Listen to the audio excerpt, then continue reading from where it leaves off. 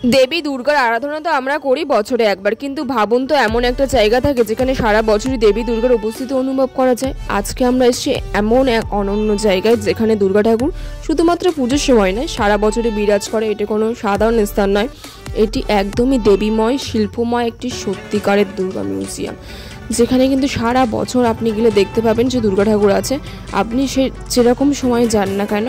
তো চলো দেখা যাক যে এই দুর্গা মিউজিয়ামের মধ্যে কি কি আছে। কলকাতার বিখ্যাত বিখ্যাত ঠাকুর নিয়ে কিন্তু এই মিউজিয়ামটা অবস্থিত এবং এটা কিন্তু লেক গার্ডেনের 3 নম্বর গেটে আছে এবং এর মধ্যে গেলে তোমরা দেখতে পাবে বিখ্যাত বিখ্যাত ঠাকুর এবং তাদের অবভিয়াসলি কারুকার্য, এবং শুধুমাত্র যে ঠাকুর তা না, এর যে বাইরের কারুকার্য সেগুলোও কিন্তু সত্যি কথা বলতে খুব মারাত্মক। পুজোর কিন্তু এখনও প্রায় 100 দিন বাকি, কিন্তু আমি এমন একটা জায়গায় চলে এসেছি আজকে যেখানে কিন্তু সারা বছরই দুর্গা ঠাকুর থাকে। হ্যাঁ, আমি এসেছি রবীন্দ্র সরোবরের মধ্যে যেটা আর্ট গ্যালারি করেছে, তো এখানে কিন্তু সারা বছর ধরে দুর্গা ঠাকুর থাকে এবং এটা হচ্ছে এখানে দুর্গা মিউজিয়াম, যেটা কিন্তু মা ফিরে এলো নামে পরিচিত। তো চলো দেখা যাক যে এর মধ্যে কি কি আছে।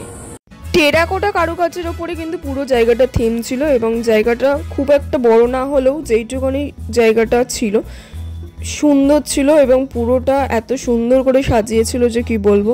এখানে গেলে মনেই হবে না যে তুমি দুর্গাপুজোর সময় আসোনি, তুমি বর্ষাকালে এসছো কি শীতকালে এসছো বা গরমকালে এসছো।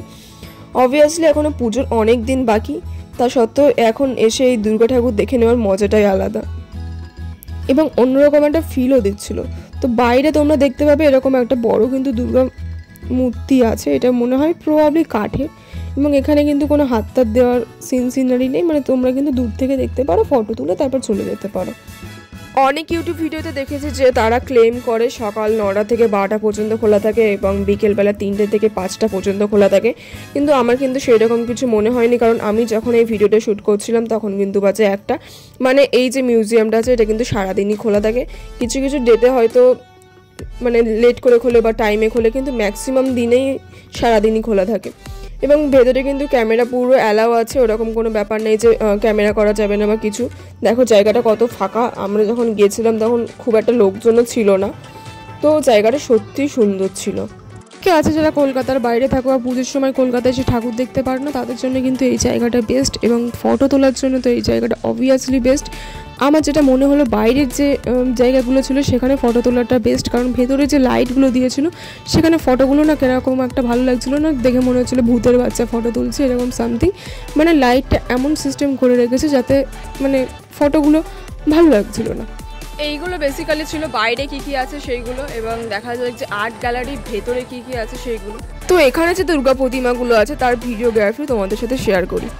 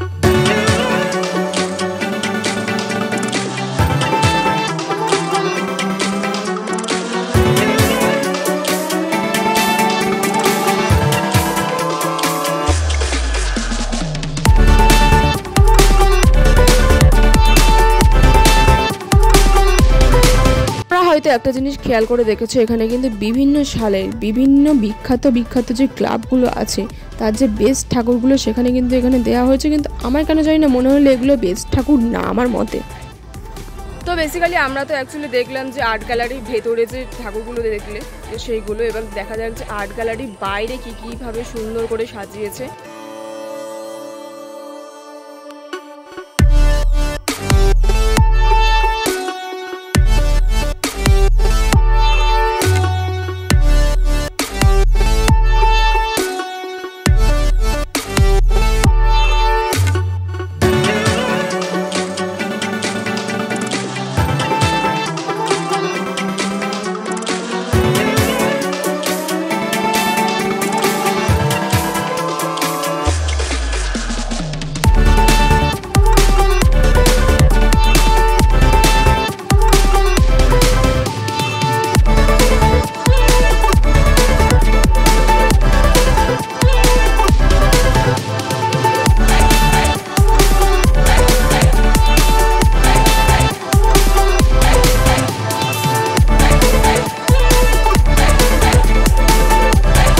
আমাদের সবার মনে কিন্তু একটা প্রশ্ন ঘুরছে যে এত সুন্দর একটা জায়গা তো দেখলাম, কিন্তু সেখানে যাবো কি করে। তো তোমাদের বলে রাখি, সেখানে কিন্তু তোমরা অনেক রাস্তা দিয়ে যেতে পারো, কিন্তু যদি খরচ কমাতে চাও তাহলে কিন্তু তোমরা শিয়ালদা থেকে বজ লোকাল ধরবে এবং সেখানে কিন্তু তোমরা লেক গার্ডেনে গিয়ে নামবে, যেখানে 5 টাকা অনলি টিকিট। তো আমার মনে হয় অন্য জায়গা থেকে যাওয়ার থেকে এখানে যাওয়াই ভালো, মানে এই রুট ধরে যাওয়াই ভালো আর কি। এবং সেখান থেকে কিন্তু তোমরা লেক গার্ডেনের যে লেক গার্ডেন বলতে রবীন্দ্র সরোবর যেটা আছে, তো সেখানে গিয়েই নামবে এবং সেখানে গিয়ে তোমরা রবীন্দ্র সরোবরটাও দেখতে পারো। রবীন্দ্র সরোবরটা সেদিনকে এত সুন্দর লাগছিল যে কি বলবো, এবং রবীন্দ্র সরোবরটা অ্যাকচুয়ালি সুন্দরই হয়।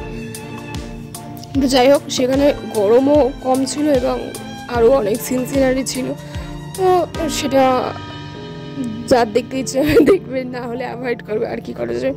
তো সেখান থেকে কিন্তু তোমরা 3 নাম্বার গেটে চলে যাবে এবং 3 নাম্বার গেটে মানে কিছুটা গেলেই তোমরা দেখতে পাবে যে আর্ট গ্যালারিটা রয়েছে।